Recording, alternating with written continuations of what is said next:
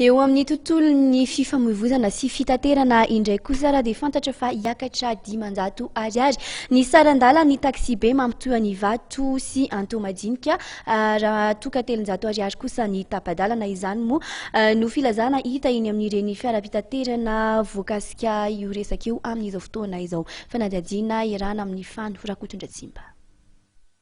Hita mipetraka eny amin'ny fiara-pitaterana mampitoy ny vato sy antomadinika ny filazana izay milaza fa ny 20 ny volana aogositra izao dia hiakatra 500 ariary ny sarandalana, 300 ariary kosa ny tapadalana. Miteraka fahatihatoka eo amin'ireo mpitatitra hoy nambarany ny sarandalana izay azo lazaina fa ambany mahalona ny lalana izay aleha.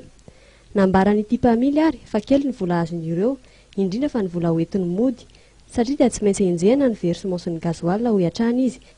Kanefa izy ireo tsy mahavita afa-tsy toro-dimy fa raha fahabetsany noho ny fiatonan'ny fifamoivoizana.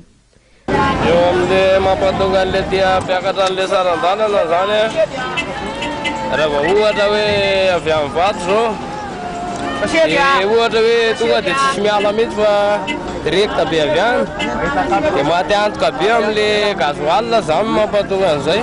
64 000 nefa ny gasoil toro ray 70 000. Dia izay zany mampatonga an'ilay sarandalana hoe mba hiakatra ilay sarandalana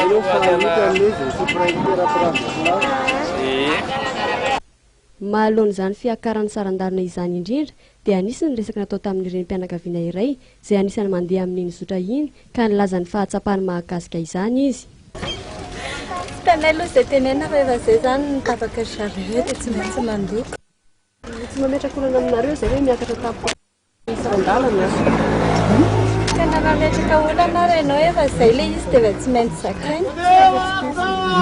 Ny fiara-pitatra izay mampitoy ny antomadinika sy vato moa dia ahitana coopérative telo dia ny Kofiama, ny fanantenana ary ny Fifia B ka dia mbola ho hita eo araka izany ny fampiarana ny fiakarana io sarandalana io.